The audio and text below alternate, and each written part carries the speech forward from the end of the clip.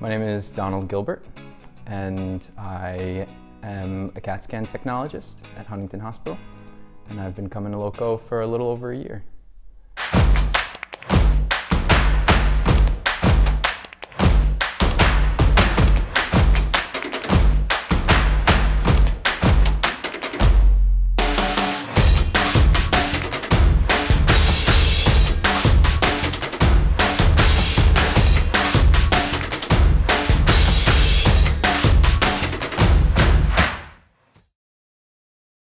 I didn't have any particular practice. Like, I don't have any real physical background.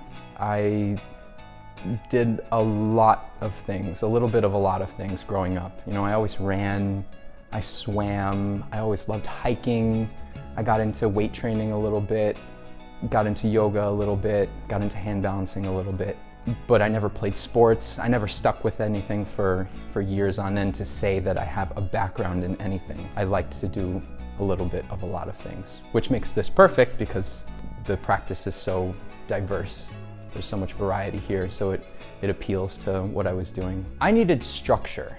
That's the main thing I came here for. I knew that I wanted some skills and qualities, but I didn't know how to get there. When I first started here, I was coming to classes maybe 3 or 4 times a week.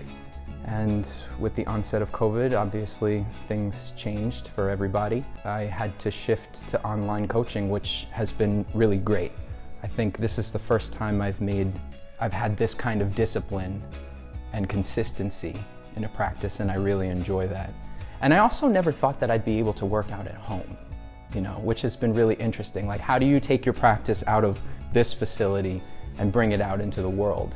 And I've had to be creative with hanging bars around my house and sacrificing the aesthetics of my walls to get some handstand work done. I have some beautiful streaks on my walls now.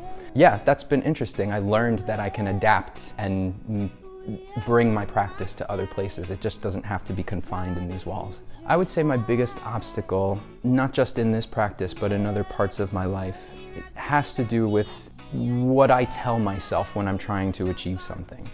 There's a lot of self-defeatist, critical mindset in this and in a lot of other things in life. And I learned in this practice that that's not a sustainable way to be.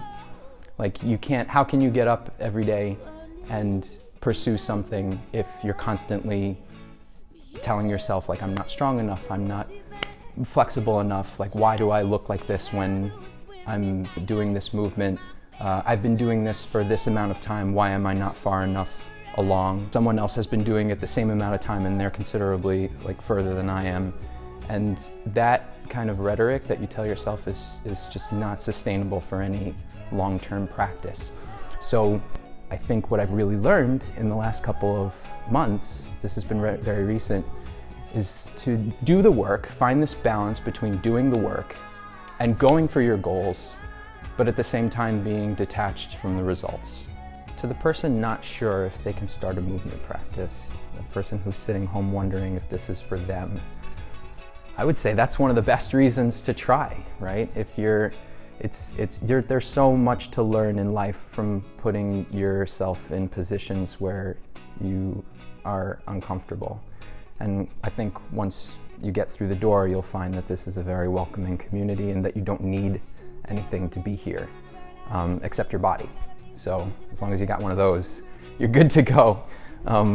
It might be intimidating because some of the movements might seem like, oh, like I can't do that.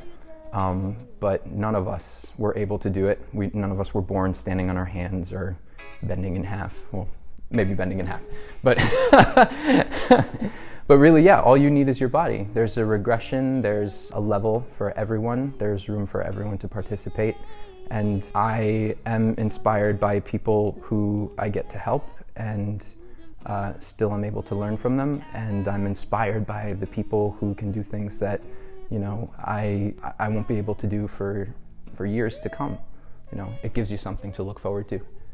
Outside of specific goals, I think one of the things I'm looking forward to is continuing to gain insight into the things I'm doing, even if I haven't achieved the thing yet. That's been one of the most exciting things about this practice. If you look at me from when I started doing something to me doing it now, There might not be too much of a difference physically, but I have insight into what I'm doing, and that's progress. That has been very exciting for me, and I'm excited to see how that continues to develop, what kind of insight into myself I can continue to gain, and continuing to develop a relationship with my body and the relationship of my body to my external environment and to other human beings.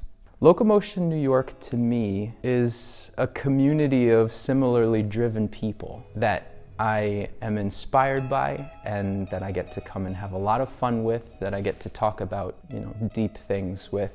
This is a very substantive practice. To have that kind of place, that kind of community where people are childlike, people are curious, people are disciplined, they're driven, they're wrestling with their own demons like we all are. It's a nice medium to have. I don't think everybody has that.